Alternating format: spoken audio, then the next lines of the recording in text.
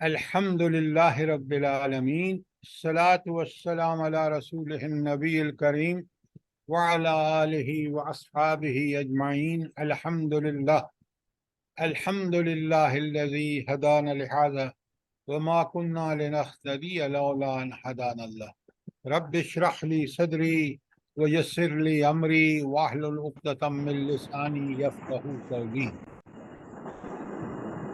کل ہم نے جو ہمارا ٹاپک تھا کہ نکاح اسلام میں جو ہے وہ کس قدر اہمیت کا حامل ہے، اس کی ساری تفصیلات ہم نے دیکھی۔ آج ہم خامند اور بیوی کے مشترکہ حقوق جو دونوں میں کامن ہے، اس کے بعد الگ سے آئے گا کہ میاں کے کیا حقوق ہیں اور بیوی کے کیا حقوق ہیں، وہ انشاءاللہ کل اور پرسوں ہوگا۔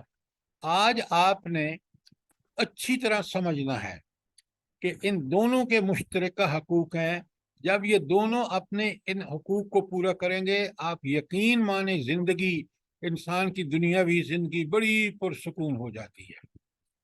مسئلہ یہ ہے کہ ہم ساری دنیا کی معلومات چاہتے ہیں، انٹرنیشنل معلومات چاہتے ہیں، لیکن اللہ تعالیٰ کی وہ ہدایات جو ہماری اس دنیاوی زندگی کو بھی انتہائی خوشگوار بناتی ہیں اور آخرت میں جنت کا حقدار بناتی ہیں، ان کے بارے میں ہم نے فکر کبھی نہیں کی۔ آج آپ دیکھیں گے، کل آپ نے دیکھا کہ نکاح اسلام میں بالکل ایک میاں بیوی کا جو جوڑا ہے، اگر وہ ٹھیک فنکشن کرے تو پورا معاشرہ اسی طرح اگر ٹھیک ہو جائے تو کیا کہنے۔ آج آپ دیکھیں کہ وہ حقوق جو دونوں میں مشترک ہیں، اگر یہ دونوں کریں تو کس قدر گھر کی زندگی نہ صرف خوشگوار ہوگی، بلکہ آپ کی اولاد، آپ کے جتنے بچے اور اولادیں ہوں گی، وہ ساری کی ساری اس سے سیکھ کر عمل کر کے آپ کے لیے جنت کا آپ کو جنت کا حقدار بنا دیں گی، آپ کے لیے دعائیں کریں گے۔ آج آپ دیکھ رہے ہیں، ہمارے گھروں میں دیکھ رہے ہیں، محلوں میں دیکھ رہے ہیں، معاشرے میں دیکھ رہے ہیں، جس قدر پریشانی ہے وہ خود ہمارے اللہ تعالیٰ کی نافرمانیوں کا نتیجہ ہے۔ یاد رکھیے، اللہ تعالیٰ جب بھی آپ اس کے احکامات پہ عمل کریں گے، فرد ہوگا، گروہ ہوگا، جماعت ہوگی، ملک ہوگا، انشاءاللہ اس کے نتیجے میں جو امن، سکون، چین ملے گا وہ اور کسی طریقے سے نہیں مل سکتا۔ آج دنیا کی ان ساری آسائشوں کے باوجود، ساری جتنی بھی انسان کو ملی ہیں اور لگژریس لائف کے باوجود، وہ رات کو بغیر گولیاں کھائے ہوئے، نیند کی گولیاں کھائے ہوئے سو نہیں سکتا۔ اور حضرت عمر رضی اللہ تعالی عنہ ملک پورے مدینے کی ریاست کے حاکم ہیں، 3 براعظم اندر ہیں، لیکن دن میں بھی کوڑا رکھ کے نیچے سو جاتے ہیں۔ یہ وہ لوگ ہیں جو اللہ تعالیٰ کے جو حقوق ہیں، جو ان کے فرائض ہیں، وہ ادا کرنے میں کوئی کمی نہیں چھوڑتے۔ لہٰذا سب سے پہلی بات، آپ چیزیں بڑی اچھی طرح سمجھیے، ہینڈ آؤٹ آپ کے سامنے ہے، اور وہ یہ ہے، یہ بن گئی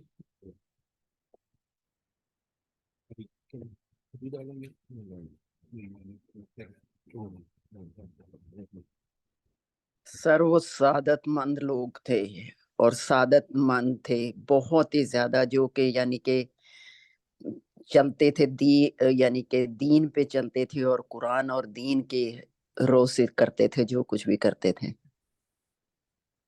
اچھا، آج آپ بھی، ہم بھی وہ کر کے بن سکتے ہیں۔ اللہ تعالیٰ نے وہ دروازے ہم پر بند نہیں کیے، ہم صرف عمل نہیں کرتے۔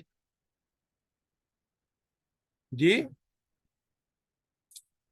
اللہ تعالیٰ نے کوئی کمی نہیں چھوڑی کہ ہدایت کو محفوظ نہ کیا ہو۔ قرآن محفوظ، حضور نبی کریم صلی اللہ علیہ وآلہ وسلم کے سارے کام محفوظ۔ بات تو ہمارے عمل کرنے کی ہے۔ جب بھی انسان نے اللہ کی ہدایت کو چھوڑ کر اپنی خواہشات نفس کے پیچھے چلا، اس نے اپنے اصول بنائے، اپنی ذمہ داریاں لیں، تو پھر آپ یقین مانیں وہ رسوا ہوا، وہ پریشان ہوا۔ لہذا اللہ تعالیٰ کے اس حکم کو ہم پہلے اس کو کرنا،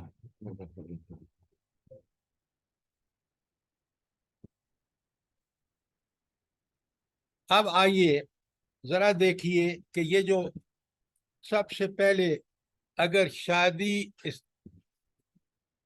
اللہ کی، پہلے ایک بات بڑی اچھی طرح سمجھیں، جتنی شادیاں دینی اصولوں کے مطابق ہوتی ہیں اور نمبر ایک دین کے مطابق ان پہ عمل و درآمد ہوتا ہے، وہ یقین مانے وہ شادیاں بڑی کامیاب ہوتی ہیں، میاں بیوی کے درمیان محبت، شفقت اور تعاون اور سب کچھ موجود ہوتا ہے، بشرطے کہ ہم اس کے مطابق عمل کریں۔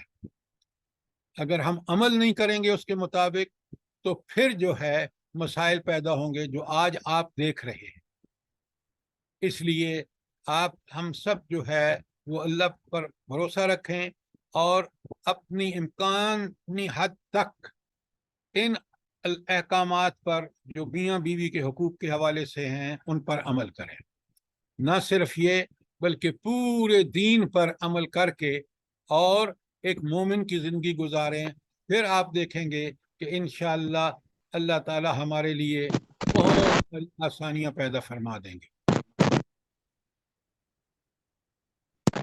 کیا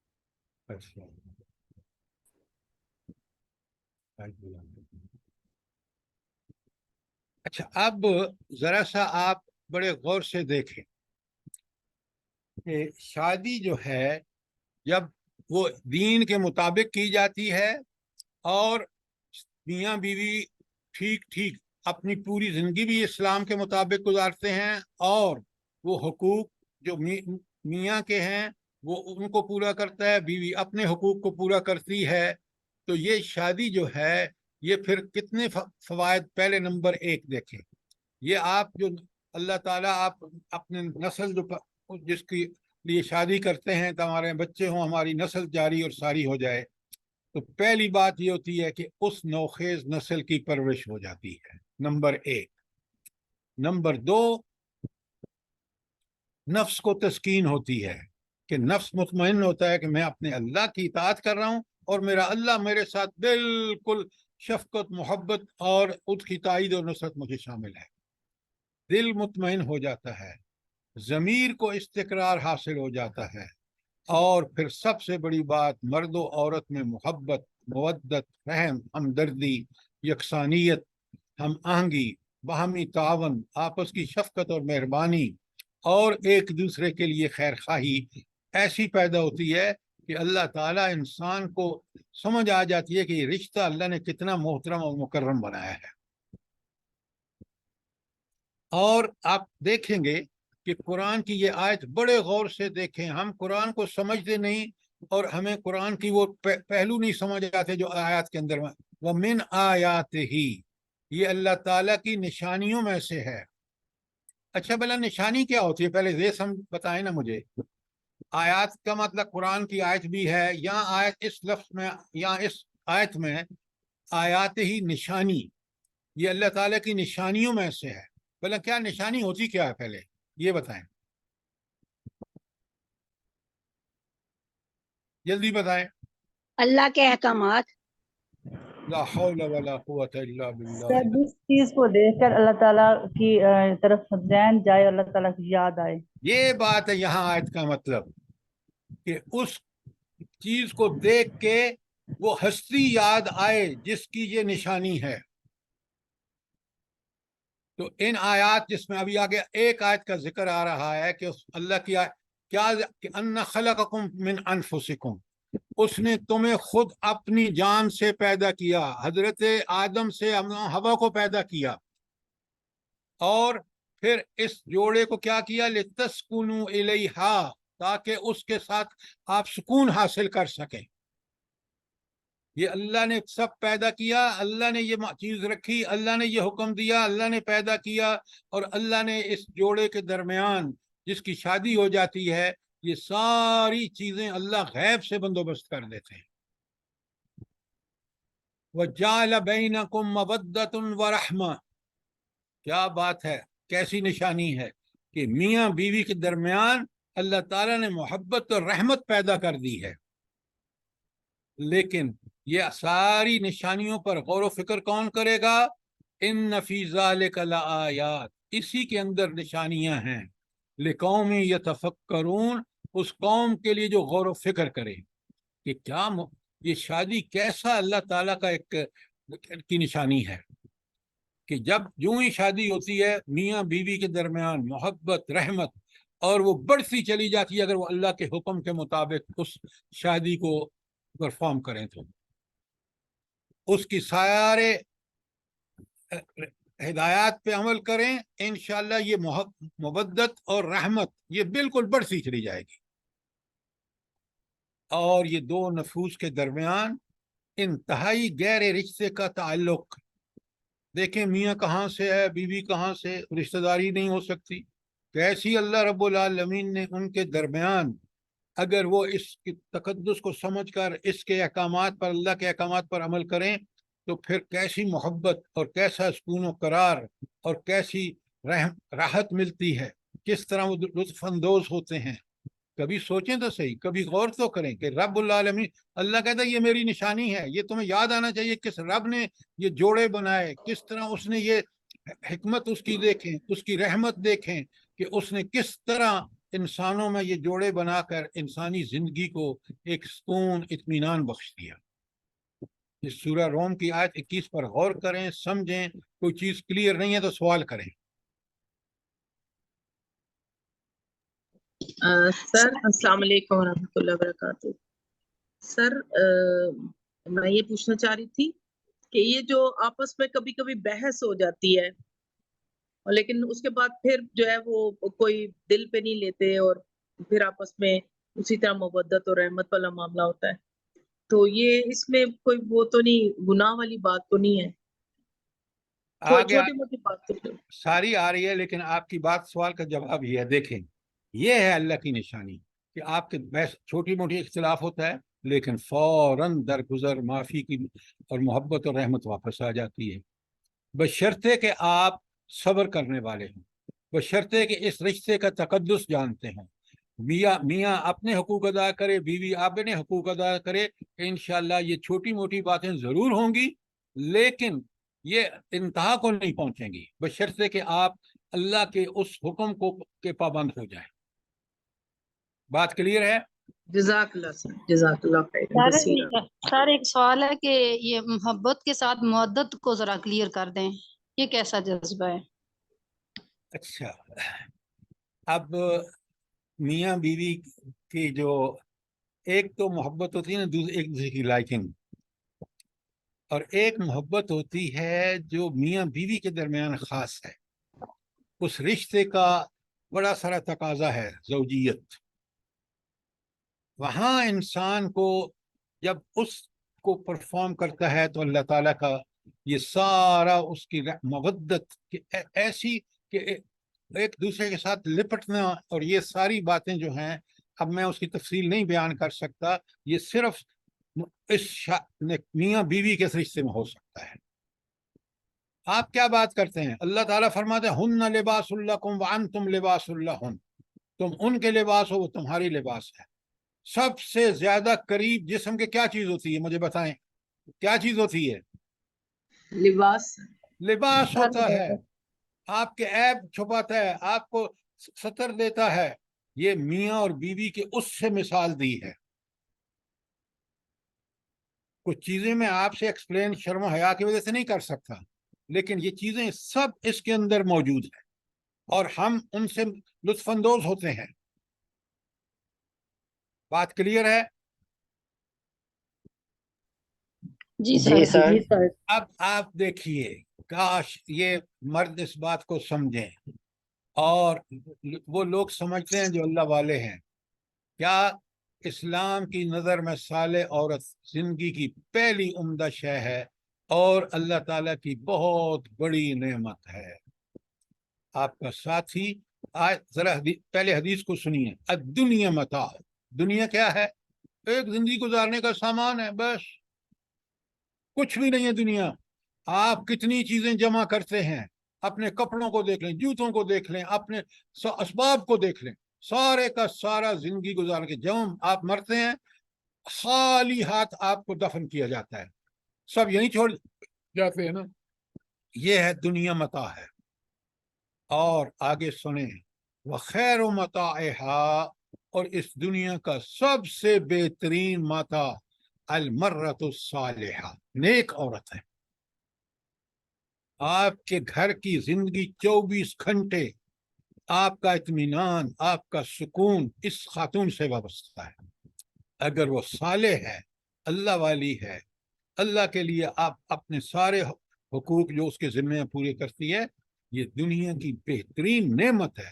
یہ مسلم کی حدیث ہے، آپ کے سامنے ہے. اور کاش ہم اس پہ عمل کریں، ہم ایسے بن جائیں جیسی یہ صحیح حدیث ہمیں بتا رہی ہے. اگلی سنیں ذرا. خیر النساء، بہترین عورتوں میں سے بہترین کون ہے؟ التی، وہ عورت اذا نظرت الیہا سرت، جب تو اسے دیکھے تو خوش ہو جائے. واذا امرتہا، جب تو اسے کوئی حکم دے اطاعت، تیری اطاعت کرے. واذا غبت عنہا، اور جب تو اس سے غائب ہو جائے حفظتک فی نفسہا، تو وہ اپنے نفس کی بھی حفاظت کرے، وہ مالک، اور تیرے مال کی بھی. جب یہ بیوی مل جاتی ہے نا تو پھر آپ دیکھتے ہیں کہ انسان بالکل گھر کی طرف سے بالکل اس کو اطمینان ہوتا ہے ہر طرح سے. کیوں؟ وہ اللہ کے حقوق، وہ اس حقوق جو اللہ نے مقرر کیا اس کے لیے اس کی پابند ہو جاتی ہے. اسی طرح اگر میاں بھی کے اندر بھی یہ عادت وہ ہوں، صفات کہ اپنی بیوی کا وہ ہمدرد ہو، اور وہ بیوی کی ہر جائز حاجت کو پورا کرے، اس کو مال وغیرہ میں کوئی کمی نہ ہونے دے، اور اس کو پوری طرح اس کی محافظت کرے، تو اللہ تعالیٰ اس مرد کے لیے بھی یہی.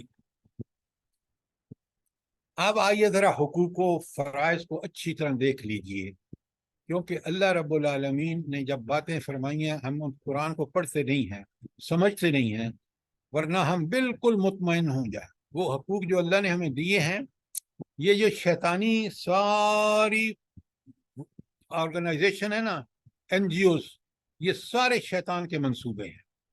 ذرا قرآن کو پڑھیں، سمجھیں. وَلَهُنَّ مِثْلُ الَّذِي عَلَيْهِنَّ بِالْمَعْرُوفِ، عورتوں کے بھی معروف طریقے پر ویسے ہی حق ہیں. وَالرِّجَالِ عَلَيْهِنَّ، یعنی دونوں کے حقوق ہیں، مرد کے اپنے حقوق ہیں، عورت کے اپنے حقوق ہیں. یہ ہے اس کا مطلب وَلَهُنَّ مِثْلُ الَّذِي عَلَيْهِنَّ بِالْمَعْرُوفِ، کہ جیسے مرد کے حقوق ہیں ویسے ہی عورت کے حقوق ہیں. لیکن ایک فرق ضرور ہے، وَلِلرِّجَالِ عَلَيْهِنَّ دَرَجَةٌ، البتہ مردوں کو ان پر ایک درجہ حاصل ہے.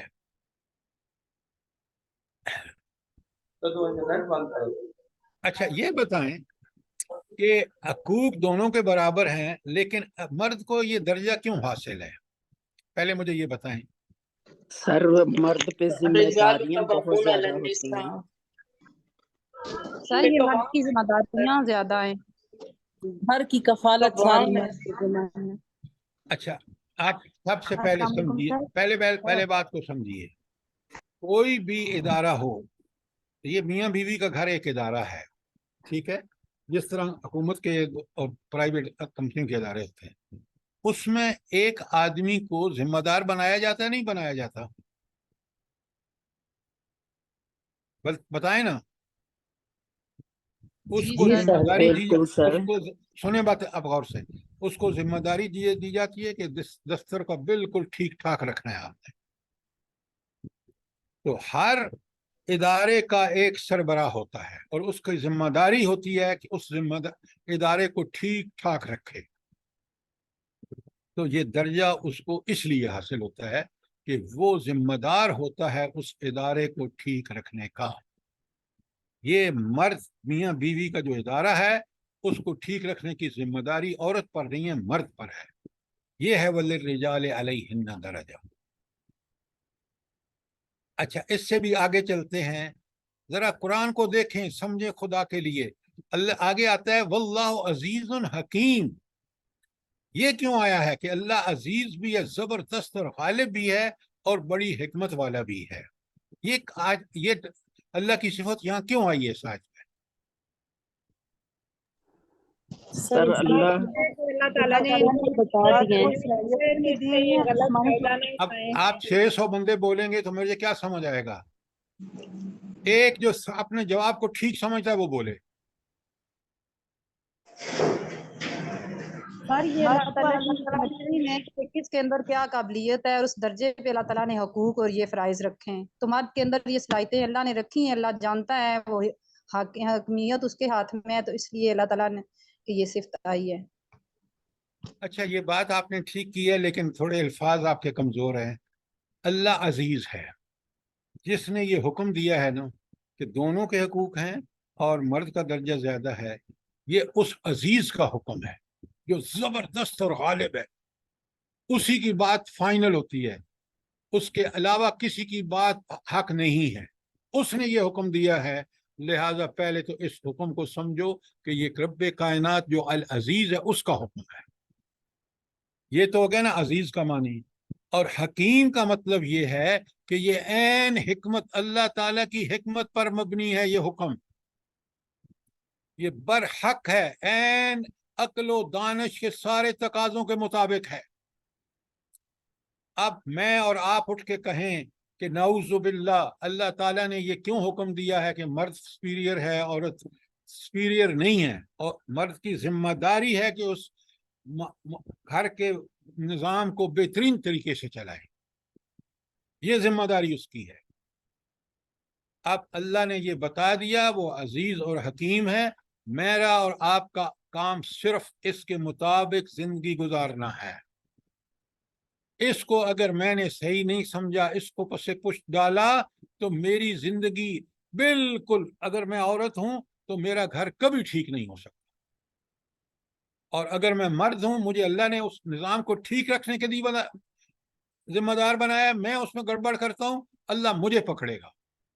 بڑی اہم ذمہ داریاں ہیں، بڑے غور سے دیکھیے، بڑی چیزوں کو سمجھیے. اللہ تعالیٰ نے کس، ہم تو قرآن سے دور ہیں، جب دور ہیں تو حالات دیکھ لیں، ہمارے گھروں کے حالات دیکھ لیں.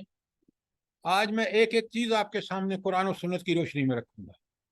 آپ سوال کریں، مجھے شرح صدر ہے، میں اس پر عمل کر کے میں اس کے پھل دیکھ رہا ہوں، آزما رہا ہوں، اپنی زندگی کو بہترین پا رہا ہوں. کوئی سوال؟ سورہ بقرہ کی 228 آیت آپ کے سامنے ہے، اس کے بارے میں کوئی سوال؟ سر میں یہ کہنا چاہ رہی ہوں اس آیت کے حوالے سے کہ اللہ تعالیٰ نے مرد کو صلاحیتیں بھی دی ہیں، جسمانی طاقت بھی دی ہے، تو اللہ تعالیٰ نے اسی وجہ سے اس کو منتظم کی حیثیت سے اس کے درجے بڑھائے ہیں. لیکن عورت جو ہے عبادت کر کے اس راستے سے اس سے بھی آگے جا سکتی ہے، اس کی اطاعت کر کے، اس کی بات، اس کو جو اللہ تعالیٰ نے اس کے حقوق اور فرائض دیے ان پہ عمل کر کے درجوں میں جنت میں اس سے آگے بھی نکل سکتی ہے. یہ باتیں میں آگے بتا رہا ہوں. آپ اس آیت کے بارے میں جو میں نے ایکسپلینیشن دیا ہے، آپ کا کوئی سوال ہے؟ وہ ساری چیزیں میں نے ایکسپلین کرنی ہے، اگر نہ کروں تو پھر بتائیں. پہلے ایک ایک آیت کو سمجھ کے چلیں. آپ جی سر کلیئر ہے. آگے چلتے ہیں. اچھا اب دیکھیں، حقوق کی بات آ رہی ہے نا. نبی کریم صلی اللہ علیہ وسلم نے حجت الوداع کے موقع پر فرمایا، یہ آخری حج ہے، اور ابو داؤد، نسائی، ابن ماجہ اور ترمذی سب کے اندر ہے یہ. اللہ تعالیٰ فرماتے ہیں الا، خبردار سنو، ان لکم علی نسائکم حقا، تمہاری عورتوں کے تم پر حقوق ہیں. وَلِنِسَائِكُمْ عَلَيْكُمْ حَقًّا، اور تمہاری عورتوں کے تم پر حقوق ہیں. تو لہٰذا یہاں آپ دیکھ لیں کہ اللہ کے رسول صلی اللہ علیہ وسلم نے اب حجت الوداع کے موقع پر بالکل کلیئر، اور اسی کا حساب قیامت کے دن دینا ہوگا. یہ حقوق کی جو ہے بجا آوری، یہ ہمارا فرض ہے. اب آئیے، کیا دونوں کے اندر کیا خوبیاں ہونے چاہیے؟ اور اصل میں جب بھی ہم قرآن پڑھیں، سمجھیں، جس بات کا حکم دیا جا رہا ہے وہ ہم اپنے اندر دیکھیں موجود نہیں ہے، توبہ استغفار کریں اور اس کو اپنے اندر پیدا کریں. दोनों एक, पहली नंबर अमानत, दोनों एक दूसरे के अमीन होते हैं, कोई दूसरे की खयानत ना करे, मामूली चीज हो या ज्यादा। खामद और बीवी दो शरीक साथियों की तरह होते हैं, इनमें अमानत, खैर खाही, सच्चाई और इखलास पाया जाना जिंदगी के हर मोड़ पर जरूरी है। तो अब आपको अंदाजा हुआ कि ये है वो कामयाब जिंदगी का के उसूल। पहला उसूल अमानत। मियाँ बीवी के दरमियान पर्दे की बातें ऐसे राज हैं जिनको अफशा करना बेशर्मी के अलावा अमानत में भी खयानत है। अबू दाऊद की हदीस नीचे आप देख लें। अब मर्द हों या औरतें हों, बीवियां हों या खामद हों, वो देखें कि कहीं वो अमानत में खयानत नहीं कर रहे, क्या कहीं वो बेशर्मी की बातें तो नहीं कर रहे। अगर ये कर रहे हैं तो क़यामत के दिन बड़ा मुश्किल होगा अल्लाह के सामने जवाब देना। क्यों? वहां हमारे जबान, हाथ और पांव बोलेंगे, हमारे खिलाफ गवाही देंगे। ये है कामयाब जिंदगी के उसूल जो किसने बताए हैं? खुद रब्बुल आलमीन ने बताए। नंबर 2, मोहब्बत और रहम का जज्बा। ये बड़ी बुनियादी चीज है। पहली थी अमानत, नंबर 2, एक एक को देखिए, समझिए। दुनिया में दुख सुख सारी जिंदगी एक दूसरे के काम आए। ये निकाह का जो शुरू में मैंने बताया ना आपको कल, मीसाकन गलीजा, पक्का अहद, वो यही पक्का अहद है कि एक दूसरे के दुख सुख में सारी जिंदगी एक दूसरे के काम आए और खालिस मोहब्बत और शफकत का इजहार करते रहें ताकि इस इरशाद हक ताला का मिस्दाक बने। अल्लाह का हक क्या है? वमिन आयातिही, ये अल्लाह की निशानियों में से है, अन खलककुम मिन अनफुसिकुम अज़वाजा, खुद तुम्ही में से तुम्हारे जोड़े को पैदा फरमाया। हजरत आदम का किस्सा आपके सामने है। ये किस लिए किया अल्लाह ने? मकसद क्या था? लितस्कुनु इलैहा, ताकि तुम उसके पास सुकून हासिल कर सको। और फिर वजअल बैनकुम मवद्दतन व रहमा, और तुम्हारे दरमियान मवद्दत और रहमत पैदा कर दी, मोहब्बत और शफकत पैदा कर दी। ये अल्लाह की निशानियां हैं। इससे अल्लाह को पहचानो कि कभी हम सोचते नहीं हैं। आप देखें, इससे जरा हटके देखें, जो रोज आप देख रहे हैं, माँ को देखें, कितनी बड़ी निशानी है, क्या मोहब्बत डाली है। वो बच्चा जो कितना गंदा होता है, उसको कोई दूसरा हाथ लगाना पसंद नहीं करता, उसको साफ करके चूमती है। ये किसका कमाल है? उस माँ का कमाल नहीं, उस अल्लाह का कमाल है जिसने उस माँ के अंदर ये सारी खूबियां रखी हैं। बिल्कुल इसी तरह अल्लाह ने शादी में मियाँ और बीवी का जोड़ा बना के, और ये उसके मकासद थे और यही उसके अंदर अल्लाह ने रख दिया था। अब अगर वो अल्लाह की बजाय ख्वाहिशात के पीछे चलेगा, दुनिया परस्ती में लगेगा, माल परस्ती में लगेगा, बीवी की ख्वाहिशात और होंगी, मियाँ की और होंगी, दोनों को अल्लाह की रजा मतलूब नहीं होगी, तो फिर फसाद होगा। सर ये सारा निकाह का नतीजा होता है ना? निकाह का नतीजा जब होता है जब निकाह की सारी जिम्मेदारियां औरत भी कबूल करे और मर्द भी कबूल करे। आप जरा कुरान को देखें तो सही, कभी समझें तो आपको पता चले कि रब्बुल आलमीन के एहसानात की इंतहा देखें। माँ बाप दिए, फिर उसने मर्द को बीवी और बीवी को मर्द दिया, और वो अगर अल्लाह के हुक्म के मुताबिक चलें तो ये सब चीजें आपको आ सकती हैं।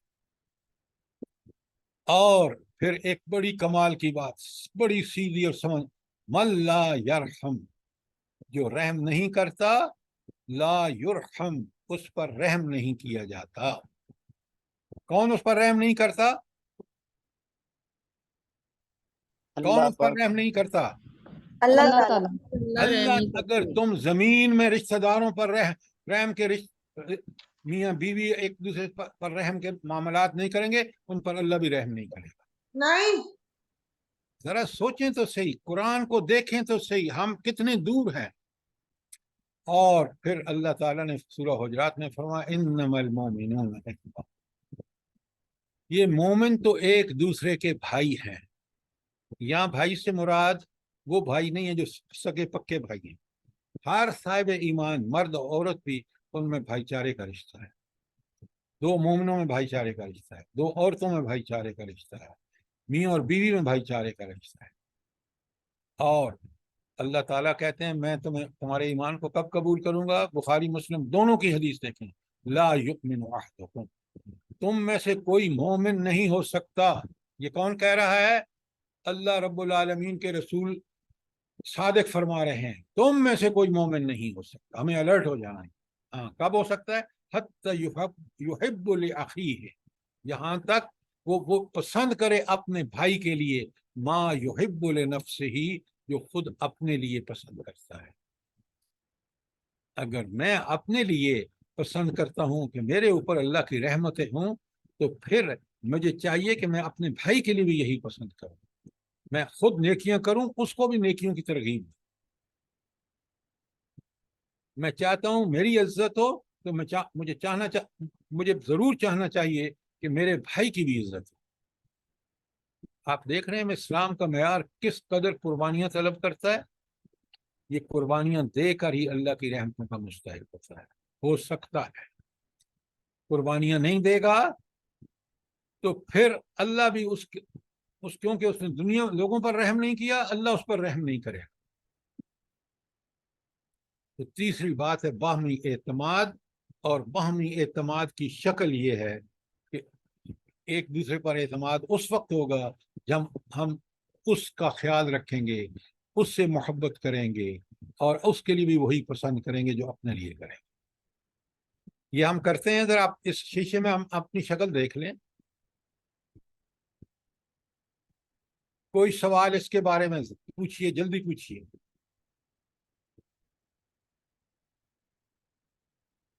بعض دفعہ ہمارا نفس اتنا موٹا ہو جاتا ہے, اتنا کمزور ہو جاتا ہے کہ ہم دوسروں سے تو کہتے ہیں وہ تو ہماری عزت کریں, لیکن ہم اپنے آپ کو باس سمجھیں. یہ کیسے ہو سکتا ہے؟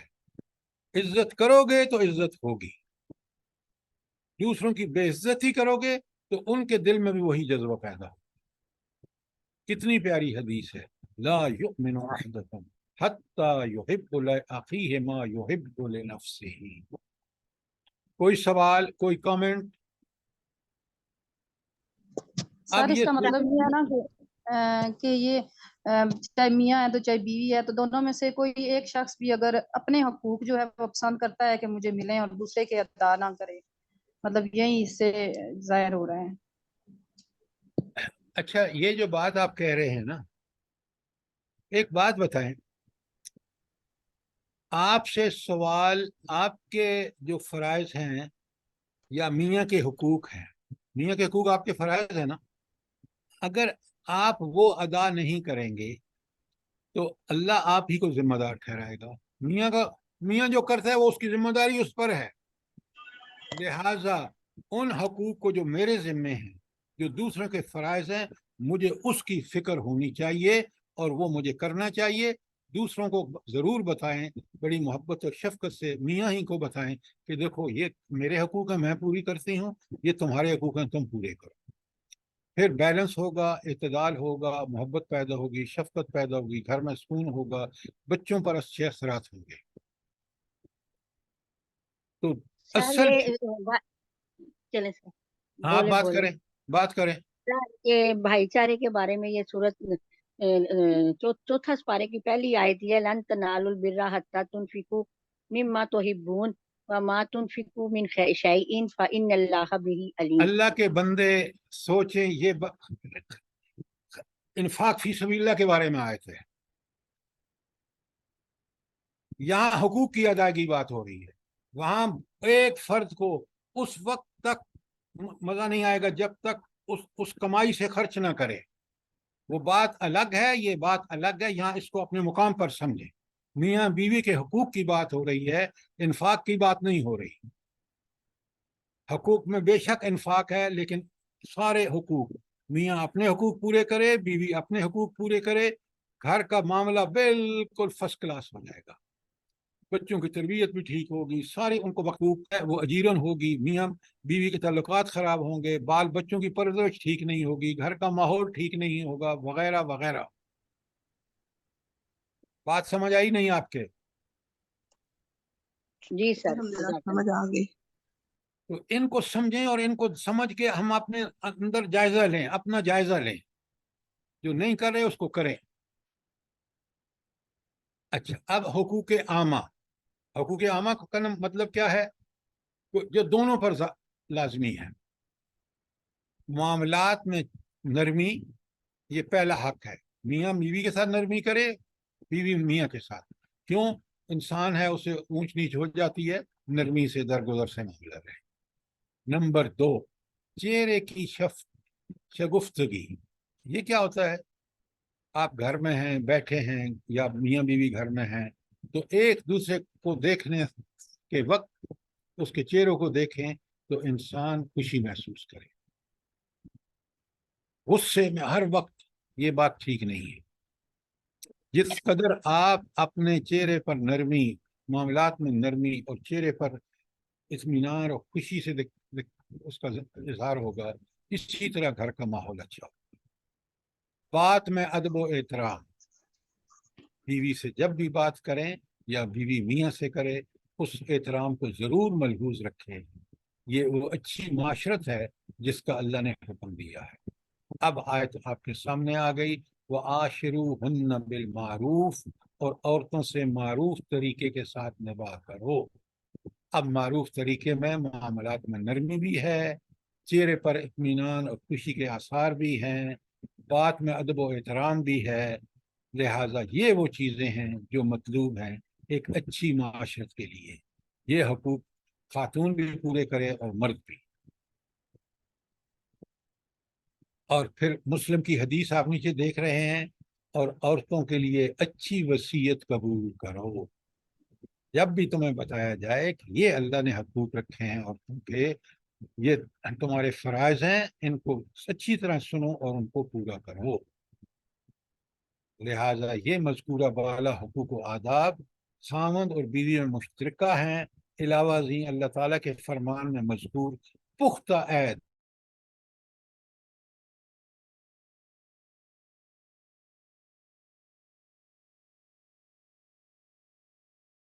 ऐद की तामील करते हुए दोनों के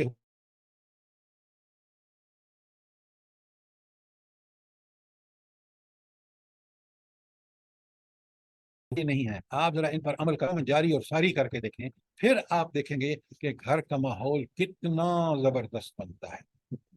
आप खुद उस घर को हर वक्त कोशिश होगी कि इसका माहौल ठीक रहे, मियाँ बीवी दोनों का, बच्चों का, सब खुशबाश घर जो है वो बिल्कुल ऐसा लगेगा कि ये आप उस घर में ठहरना रहना पसंद करेंगे। तो ये मुश्तरका हकूक की बजा आवरी जो है, और कुरान में ये सूरह निसा में आयत आई है, पता है ये कहाँ आई है? कैफ़ ताख़ुज़ूनहु वक़द अफ़ज़ा बअदुकुम इला बाज़िन व अख़ज़ना मिनकुम मीसाक़न ग़लीज़ा। अब आप कुरान पढ़ते हैं, कोई मुझे बताए जरा इसका क्या है बैकग्राउंड इस आयत का? सर इसका ये है कि अगर आप लोगों में नचाकी हो जाती है तो जो कुछ आपने अपनी बीवी को दे चुके हो उसको वापस नचाकी की सूरत में नहीं लेना चाहिए। शाबाश, वेरी गुड, वेरी गुड। क्यों नहीं लेना चाहिए? अल्लाह आगे देखें, रब का कमाल की बात। कद अफ़ज़ा बाज़ुकुम इला बाज़िन, तुम तो एक दूसरे से लुत्फ़ अंदोज़ हो चुके हो, और वाख़ज़ना मिनकुम मीसाक़न ग़लीज़ा, और वो तुमसे पुख्ता अहद ले चुकी हैं। ये दो वजूहात हैं कि जिनकी बुनियाद पर अगर अब झगड़ा हो गया है, अब खुदा न खासा सेपरेशन हो रही है, जो सबसे नापसंदीदा अमल है, तो फिर आपको ये दो चीजें हमेशा पेश नजर रखनी चाहिए। कितना अल्लाह रब्बुल आलमीन इंसान को याद दिलाते हैं कि देखो, अब बुरे से बुरे हालात तुम्हारे दरमियान, नाचाकी हो गई, लड़ाई हो गई, फिर भी जरा याद तो करो कि तुमने اس سے پہلے، آج کی ناچاکی سے پہلے تمہارے درمیان کیا تعلقات تھے، اور تم نے تو نکاح میں وعدہ کیا ہے۔ یہ ہے اللہ کے احسان، یہ ہے اللہ رب العالمین کے فضل و کرم، جن کو ہمیں یاد رکھنا چاہیے۔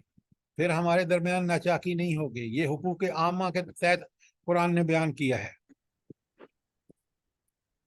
اگلی آیت دیکھیں، 237 بقرہ کی، وَلَا تَنْسَوُا الْفَضْلَ بَيْنَكُمْ، اپنے درمیان فضل کو نہ بھولو۔ یہ فیاضی کیا ہے؟ فضل کیا ہے؟ میاں کا بیوی کے لیے فیاضی کرنا، اور میاں کی بیوی کے لیے، اور بیوی کے میاں کے لیے۔ جب یہ چیز گھر میں ہوتی ہے نا کہ وہ ایک دوسرے کو بڑی فیاضی سے ان کے معاملات کو دیکھتے کرتے ہیں، یقین مانے گھر کا ماحول اتنا پیارا ہوتا ہے۔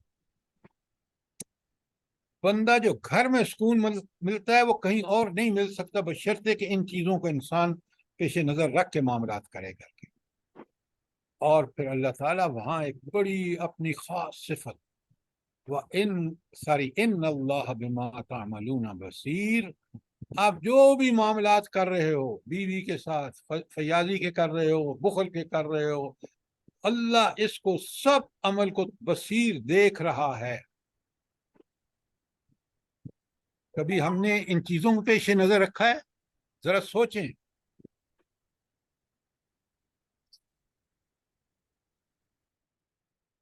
یہ سر ہے میں وہ کچھ بول سکتی ہوں؟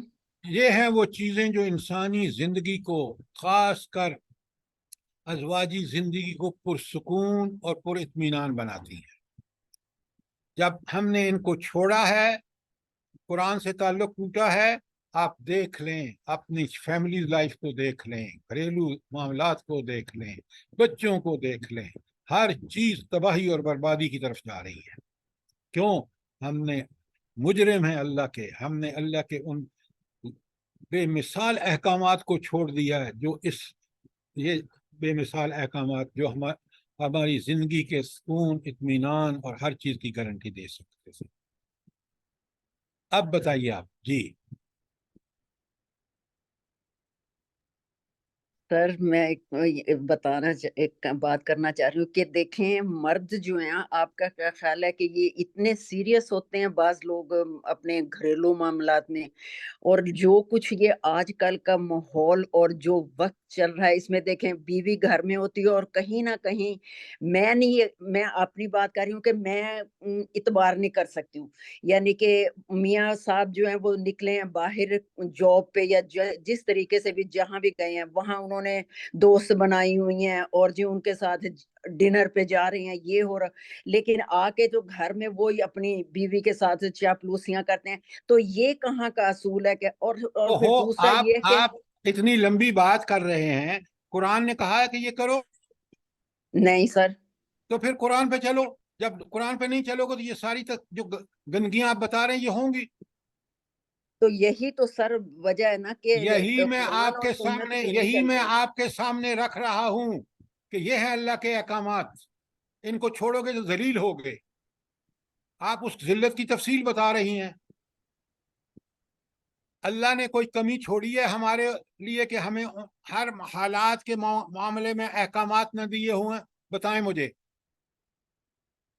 اب عمل ہم نہ کریں اور پھر ان کو بیٹھ کے رڑکتے رہیں کہ دیکھیں جی یہ ہوا یہ ہوا، بھائی ہوگا، اگر تم اللہ کے حکم کے خلاف جاؤ گے تو یہ ساری چیزیں ہوں گی۔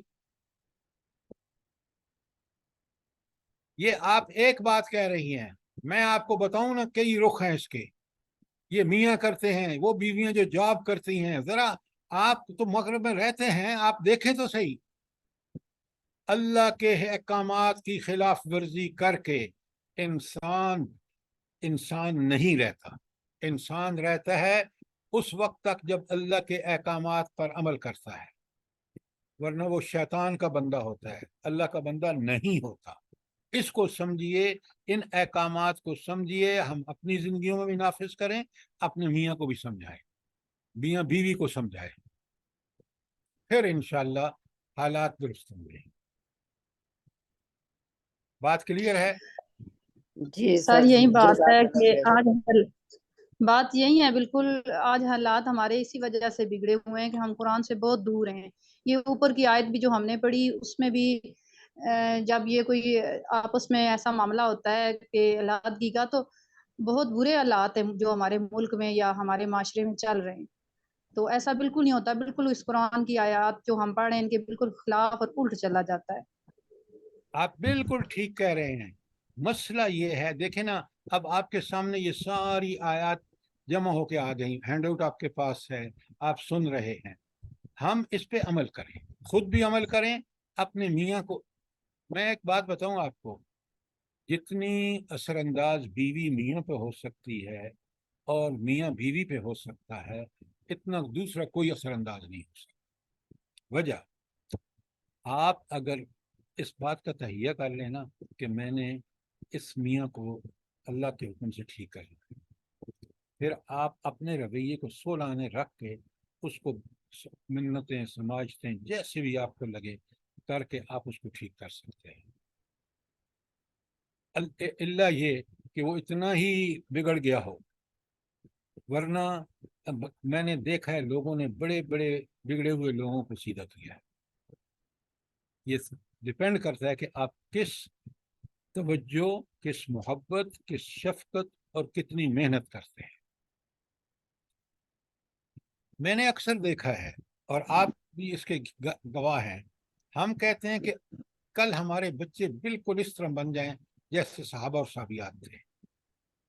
بھائی رب کریم صلی اللہ علیہ وسلم نے کتنی محنت کی ہے ان پر، آپ وہ محنت تو کرتے نہیں ہیں، اور آپ کہتے ہیں کہ بس ہمارے بچے جو ہیں وہ بڑے، میں آپ کو بتاؤں، میں اپنے دوستوں کو جانتا ہوں وہ کس طرح اپنے بچوں کی تربیت کر رہے ہیں، کس طرح ہر نیکی میں ان کے ساتھ رکھتے ہیں، اس کو آگے کرتے ہیں تاکہ ان کے اندر پھر وہ جذبے پیدا ہوتے ہیں۔ آپ ذرا اللہ کے احکامات پہ چل کے تو دیکھیے، گلے نہ مت، صرف گلے مت کریے، آپ ان احکامات پہ خود بھی عمل کریے، دوسروں کے لیے بھی نمونہ بنیے، میاں بیوی کے لیے بنے، بیوی میاں کے لیے بنے۔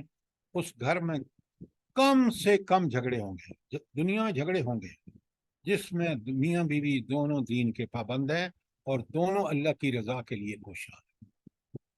لیکن جب میاں اپنی مرضی پہ چلتا ہے، اپنی خواہشات کے پیچھے، بیوی اپنی خواہشات کے پیچھے، لڑائی جھگڑے بڑھتے بڑھتے طلاق کی نوبت آتی ہے۔ سر بعض اور کوئی سوال، کوئی کامنٹ؟ سر میں یہ کہنا چاہ رہی تھی کہ قربان جائیں اللہ تعالیٰ کے اوپر کہ انہوں نے عورتوں کے کتنے زیادہ حقوق رکھ دیے اور کتنا ان کے اوپر اللہ کی رحمت ہے، بہت زیادہ رحمت ہے۔ سر بعض وقت اس طرح ہوتا ہے کہ میاں بیوی جو ہوتی ہے وہ بہت اسلام پسند ہوتی ہے اور وہ بہت کوشش کرتی ہے، لیکن سر بعض مرد بالکل ابو جہل ٹائپ کے ہوتے ہیں، سر وہ کسی چیز سے نہیں مانتے، لیکن بیوی کو پھر صبر ہی کرنا چاہیے، وہ کیا کر سکتی ہے سر؟ بات یہ ہے، جب صبر کر کے کوشش کرے گی، اللہ سے دعائیں کرے گی، اللہ کبھی اس کو مایوس نہیں کرے گا۔ اگر ہم نے یہ فیصلہ کر لیا نا کہ فلاں بندہ ابو جہل ہے، پھر ہم اس کو ٹھیک نہیں کر سکتے۔ اس کے اندر جو خیر ہے اس خیر کو مزید پختہ کریں، مزید کوشش کریں، اللہ سے دعائیں کریں۔ آپ کی زندگی میں یہ بھی آپ کا امتحان تھا کہ اللہ تعالیٰ آپ کو اس مشکل سے دوچار کر کے امتحان میں ڈالا، آپ اس کا کامیابی کا طریقہ یہی ہے جو اللہ نے بتایا ہے، اسی طرح پر عمل کر کے آپ اس کو ٹھیک کریں۔ اب مسئلہ، لیکن سر زندگی کا پرائم ٹائم تو سر گزر جاتا ہے نا انہی جھگڑوں میں، اسی ماحول میں، اور بچے بھی بگڑ جاتے ہیں۔ ٹھیک ہے آہستہ آہستہ لوگ، مرد بھی یا عورت جو بری ہوتی ہے وہ آ جاتے ہیں، لیکن سر وہ پرائم ٹائم تو گزر جاتا ہے سر، تو پھر اس کا تو اجر اس عورت پہ ہوگا نا، اگر وہ اسلام پہ قائم ہے، ہر چیز خدا کی دی ہوئی کر رہی ہے، خدا کی کہی ہوئی، اور مرد بالکل نہیں مانتا، تو سر پھر وہ عورت کو اجر تو ملے گا نا سر، اگر وہ صبر کرتی ہے اس پر، بچوں کی خاطر، گھر کی خاطر۔ صرف صبر نہیں کرتی، جو آپ نے کہا نا کہ وہ اگر کوشش کرے تو میاں بدل جاتا ہے، لیکن پرائم ٹائم گزر جا سکتا ہے۔ یہ پرائم ٹائم جو ہے نا، یہ آپ کی اصطلاح ٹھیک نہیں ہے۔ آخرکار آپ خود بھی اور میاں اور بچے سب کو جنت میں لے جا رہی ہیں. یہ ہے پرائم ٹائم کہ جس میں آپ نے ان کو برائی سے چھڑوا کر نیکی پر لگا دیا اور اب وہ نیکی کر رہے ہیں. یہ ہے وہ پرائم ٹائم. ہم نے دنیا میں پرائم ٹائم سمجھ لیا جوانی کا ٹائم پرائم ٹائم ہے. اللہ کے ہاں پرائم ٹائم وہ ہے جس میں آپ اللہ کے احکامات پر خود بھی چل رہے ہوں اور متعلقین کو بھی چلا رہے ہیں. یہ ہماری ایجوکیشن کا قصور ہے کہ جس میں ہم کہتے ہیں کہ اللہ کے سنت یہ ہے کہ ایک دن میں تبدیلی نہیں آئی. 13 سال مکے میں 13 سال نبی کریم صلی اللہ علیہ وسلم نے بچیوں کے طلاق کے معاملات سے قتل کی قتل کی نشانیوں قتل کے منصوبے بنے. لیکن وہی مکہ کیسے سیدھا ہوا؟ 8 ہجری کو سارے اسلام لے آئے نہیں لے آئے. ہم نے نہ خود دین کو پڑھا ہے نہ سمجھا ہے نہ سمجھانے میں. اب میاں کے سامنے یہ بات رکھے نا ذرا کہ یہ نبی کریم صلی اللہ علیہ وسلم کی زندگی ہے. یہ دیکھو پورا مکہ قتل کے در پہ ہے اور 8 ہجری کو پورا مکہ اسلام قبول کر رہا ہے. یہ کیا چیز ہے؟ یہ اس نبی کا کردار ہے. ہم بس اسیوم کر لیتے ہیں، اسکولوں کالجوں میں پڑھے ہیں وہ بس جی یہ تو برا ہو گیا برا ہو گیا برا. تو اللہ تعالیٰ نے ہر برائی کا علاج بتایا ہے. ادعو الی سبیل ربک بالحکمت والموعظۃ الحسنہ. میں آپ کو بتاؤں، میں ذاتی اپنے خاندان میں جانتا ہوں کہ ایسے نیک لوگ تھے کہ ان کی بیویاں ایک جماعت بھی نہیں پڑھی ہوئی تھی، لیکن وہ خواتین ان میاں کی تعلیم و تربیت کے نتیجے میں بہترین مومن عورتیں بنی. شرط یہ ہے کہ وہ محنت تو کریں. آپ اگر آپ نے پہلے ہی سمجھ لیا کہ یہ ابو جہل ہے تو آپ تو اس کو کبھی بھی نہیں ٹھیک کر سکتے. بھائی انسان ہے، غلطیاں ہیں، اتنی بات سمجھیں. اب ان غلطیوں سے کوشش کر کے اللہ سے مدد مانگیں. آپ کی کوششیں اسی وقت برابر ہوں گی جب اللہ کا حکم ہوگا، اور آپ کی کوششیں جس عزم، جس حوصلے، جس جذبے سے کریں گی اللہ تعالیٰ اتنا ہی اس کے اندر برکت ڈالے گا. جب میں اگر بیٹھ جاؤں اس منصب پر کہ بس میں تو مصلح ہوں اور میرے اندر کوئی نقص نہیں ہے، یہ سارے جو ہے نا، یہ مولویوں کا ایک بڑا، میرے دوست ہیں وہ کہتے ہیں یہ لوگ بگڑے ہوئے ہیں، بس ان کا کوئی حل نہیں ہے. وہ اللہ کے بندو، اللہ نے رسول صلی اللہ علیہ وسلم سے زیادہ بگڑا ہوا معاشرہ کسی کو ملا تھا؟ بتائیں نا مجھے.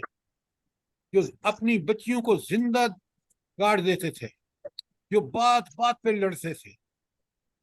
آپ لوگوں نے تو مسدس علی نہیں پڑھی، پڑھیں، جس نے پڑھی ہے اس سے پوچھیں. کیا کمال اس معاشرے کی انہوں نے نقشہ کشی کی ہے، منظر کشی کی ہے. تو بات یہ ہے کیونکہ ہم نے قرآن و سنت کو چھوڑ دیا ہے اور جدید تعلیم کے اثرات ہیں ہمارے اوپر بڑے. میں اس لیے سمجھتا ہوں میں جدید تعلیم سے گزرا ہوں، پڑھا ہے، پڑھایا ہے، سب دیکھا ہے. قرآن ایک بالکل مختلف ماحول آپ کو دیتا ہے، اصلاح کا ایک پروگرام دیتا ہے جو کوئی اور نظام نہیں دیتا. جدید تعلیم تو ہمیں اپنا غلام بنا لیتی ہے، ہمیں کہتی ہے تو نفس کا بندہ بن، تو دنیا کا بندہ بن، آخرت کو چھوڑ. جس چیز نے ہمیں تباہی اور بربادی آج دیکھ رہے ہیں آپ. ہم کہتے ہیں ہم اللہ کو مانتے ہیں، یقین مانے اگر ہم اللہ کو مانتے تو ہماری یہ عدالتیں ایسی نہ ہوتی، ہمارے ادارے ایسے نہ ہوتے، ہماری اسٹیبلشمنٹ ایسی نہ ہوتی. یہ قرآن سے دوری ہے. خود اللہ تعالیٰ فرماتے ہیں، اصول بتاتے ہیں، وَمَنْ أَعْرَضَ عَنْ ذِكْرِي، جو میرے اس ذکر قرآن سے منہ موڑا، فَإِنَّ لَهُ مَعِيشَةً ضَنْكَ، ہم اس کی زندگی کو تنگ کر دیں گے. یہ آج دیکھ لیں، قرآن کو سمجھیں، قرآن کے احکامات کو اس سے جڑیں. دنیا میں بھی اللہ تعالیٰ آپ کو بہترین سیرت کردار عطا فرمائے گا جب ان مشکلوں سے گزریں گے. اللہ کے تعلق صبر، اللہ کے لیے صبر کریں گے، نعمتیں ملیں گی، اللہ کے لیے شکر کریں گے، تو آپ بہترین انسان بن کے ابھریں گے اور آخرت میں جنت کے حقدار. اب یہ آخری حدیث یہ ہے حقوق عامہ کے بارے میں بہت ہی اہم حدیث ہے. میں اس کا ترجمہ آپ کے سامنے پڑھتا ہوں. اللہ تعالیٰ فرماتے ہیں تم میں سے ہر ایک نگران اور سرپرست ہے. اب ذرا دیکھیں، ہر ایک، آپ میں سب، اور تم میں سے ہر ایک سے اس کی رعیت جس پر وہ نگران ہے کے متعلق سوال کیا جائے گا. قرآن نبی کریم صلی اللہ علیہ وسلم کھول کے بیان کرے. امام جو اس کی رعایا ہے پر ذمہ دار مقرر ہے، اس کے بارے میں، ذمہ داریوں کے بارے میں سوال ہوگا. یہ تو ہو گیا معاملہ امام کا. نمبر 2، مرد اس کے خاندان کے لوگوں کا یعنی اہل خانہ پر نگران ذمہ دار ہے، اس سے ان کے حقوق و ذمہ داری کے متعلق سوال کیا جائے گا. یہ رکھے نا اپنے میاں کے سامنے، میاں بیوی کے سامنے رکھے کہ یہ اللہ، بخاری مسلم دونوں کی حدیث ہے. یہ ہو گیا مرد کا معاملہ، اس سے ان حقوق و ذمہ داری کے متعلق سوال کیا جائے گا. اور عورت اس کے شوہر کے گھر اور اس کے بچوں پر نگران ہے، اس سے ان حقوق و ذمہ داری کے متعلق سوال کیا جائے گا. اور غلام اپنے مالک کی دولت پر نگران ہے، اس سے اس کے متعلق سوال کیا جائے گا. یہ کس کی بات ہے؟ غلام کی بات ہے. ذرا دیکھیں یہاں، تم میں سے ہر ایک نگران ہے اور تم میں سے ہر ایک سے اس کی ذمہ داری پر سوال کیا جائے گا. یہ ہے رب کے احکامات جو اس کے نبی صلی اللہ علیہ وآلہ وسلم ہمیں بتا رہے ہیں. اب کتنا ہی بگڑا ہوا مرد ہو یا عورت ہو، اس کو اچھے ماحول میں اس بات اس کے سامنے رکھیں، ضرور وہ سوچنے پر مجبور ہوگا.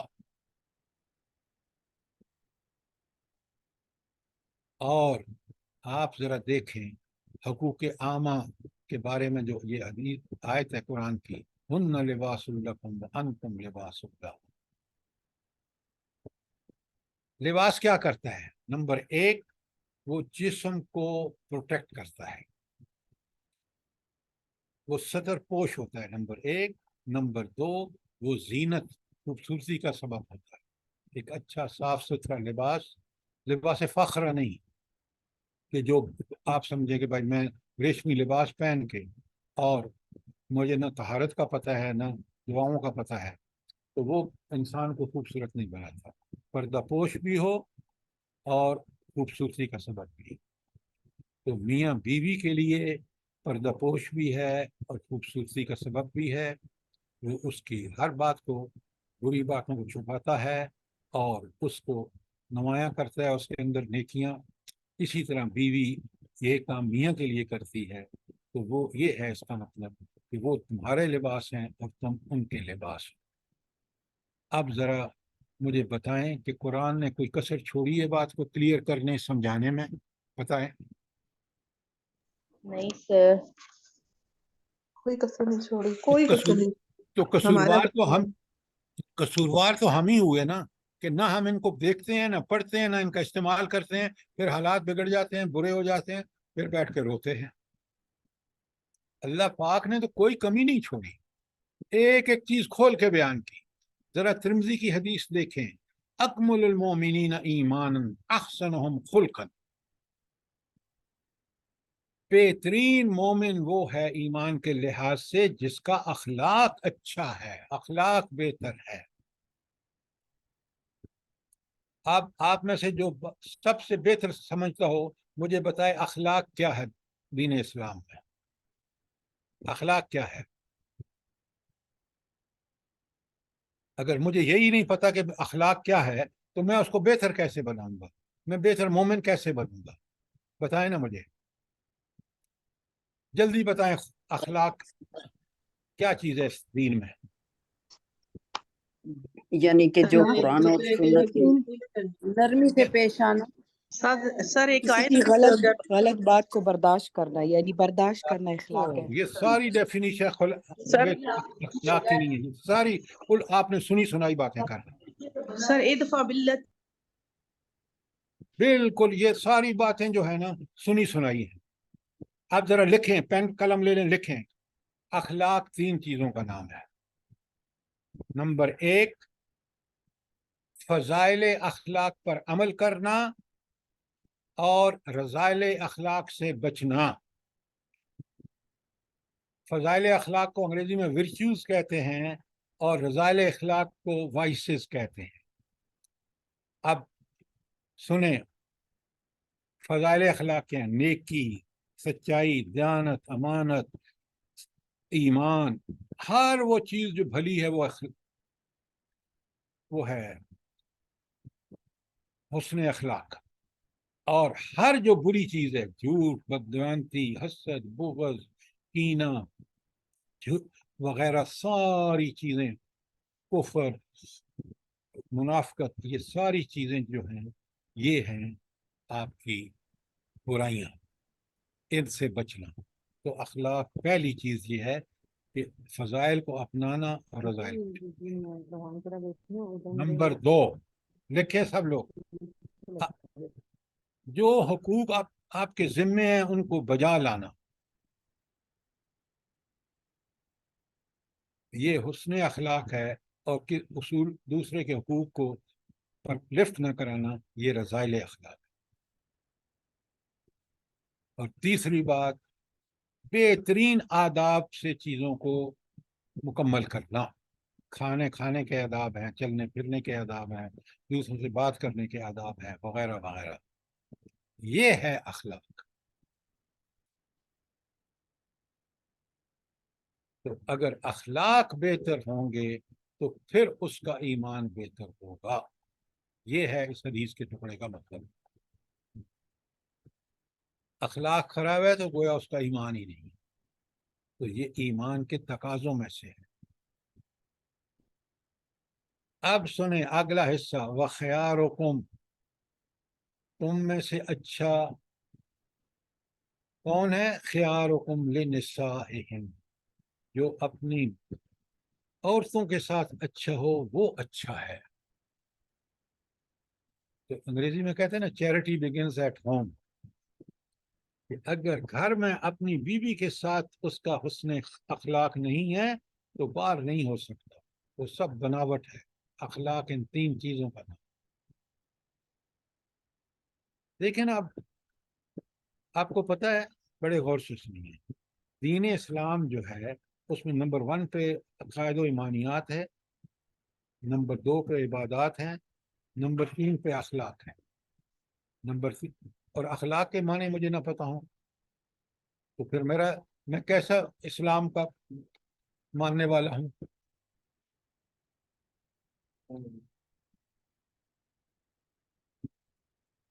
وَخِيَارُكُمْ خِيَارُكُمْ لِنِسَائِهِمْ، اور جتنی آپ کے درمیان اختلافات ہیں، رنجشیں ہیں، بدگمانیاں ہیں، ان کا علاج کیا ہے؟ صلح، صلح، والصلح خیر۔ آپ چیزوں کو ختم کریں، صلح کریں، بگاڑیں مت۔ عاشرہن بالمعروف، ان کے ساتھ بہترین اور بھلے طریقے سے زندگی گزارو۔ آگے اللہ نے بڑی کمال کی بات ارشاد فرمائی ہے جو ہم نہیں دیکھتے۔ فَإِن كَرِهْتُمُوهُنَّ، اگر تمہیں کوئی چیز ان کی ناپسند ہو، فَعَسَىٰ، ہو سکتا ان تَكْرَهُوا شَيْئًا، کہ تم تو ایک چیز کو ناپسند کرتے ہو، وَيَجْعَلُ اللَّهُ فِيهِ خَيْرًا كَثِيرًا، اور اللہ نے اس میں تمہارے لیے بہت بھلائی رکھی ہو۔ شکل کی تو بیوی اتنی خوبصورت نہیں ہے، لیکن اپنے بچوں کی تربیت، گھر کے معاملے میں کتنی لاجواب عورت ہے۔ مرد کیسا بے وقوف ہے کہ وہ اس کی ان خوبیوں کو نہیں دیکھتا۔ تو لہذا ہر انسان میں 100% خوبیاں نہیں ہوتی، آپ نے دیکھنا ہوتا ہے کہ مجموعی خوبیاں کیسی ہیں، اور جس مقصد کے لیے وہ چیز میں نے حاصل کی ہے وہ کیسی ہے۔ یہ تھی آخری آیت، اور اب آپ کے کوئی سوال، کوئی کامنٹ ہوں تو جلدی سے کریے۔ اللہ تعالی ہم سب کو عمل کی توفیق عطا فرمائے۔ آپ یہ دیکھیں کہ رب العالمین نے کس تفصیل سے ان کے دونوں کے جوائنٹ یا مشترکہ جو حقوق ہیں وہ کی کس طرح قرآن میں کھول کھول کے بتایا ہے۔ کل انشاءاللہ آپ کو بتائیں گے کہ مرد کے فرائض کیا ہیں جو مرد کو کرنے ہیں اور عورت کے حقوق کیا ہیں. یہ کل کا ٹاپک ہوگا. سر ماشاءاللہ بہت اچھا لیکچر رہا ہے آج کل, بہت ساری چیزیں سمجھ آئی ہیں. ایک سوال ہے, اگر آپ اجازت دیں تو پوچھ لوں. ضرور پوچھیں. سر جیسے ابھی اس لیکچر میں آپ نے بتایا کہ اور ڈسکشن بھی ہوئی کہ بعض عورتیں جو ہوتی ہیں وہ دیندار ہوتی ہیں اور بعض مرد جو ہوتے ہیں اچھے تو ہوتے ہیں لیکن ان کو دین کا اتنا علم نہیں ہوتا. تو ایسی صورتحال میں ظاہر اللہ تعالیٰ نے تو حکم دیا ہے نا کہ مرد کی حکمیت ہوگی گھر میں. تو اگر کوئی مرد دیندار نہیں ہے تو اس کو دین کا اتنا علم نہیں ہے تو وہ پھر دین کے مطابق گھر کو کیسے چلائے گا؟ اس صورتحال میں پھر کیسے ہوگا؟ آپ اس کو تھوڑا سا. میں آپ کو بتاتا ہوں. دیکھیں, عمل نہیں کریں گے تو نتائج نہیں ملیں گے. آپ نے بڑی اچھی بات کی ہے. مجھے یہ بتائیں, ایک نیک عورت تھی, دیندار تھی, اس کی شادی ہو گئی ایک شخص سے جو دیندار اتنا نہیں تھا, اور اللہ نے تو اس کو بنا دیا ہے وہ گھر کا سربراہ. تو اب یہ عورت کیا کرے؟ میں بتاتا ہوں. اس عورت کو دیندار ہونے کی وجہ سے, دین کو زیادہ سمجھنے کی وجہ سے, سب سے پہلا اس کا کام یہ ہے کہ شروع سے اس میاں سے محبت شفقت کے ساتھ اس کو یہ بات سمجھا دے کہ یہ گھر تم اس کے سربراہ ہو ان وجوہات پر, اور اس کو اللہ نے موقع دیا ہے کہ وہ اس میاں کی اصلاح کر کے خود بھی اور اپنے آنے والے بچوں کو بھی اس پر جب چلیں گے تو یہ سارا اجر اس عورت کو ملے گا.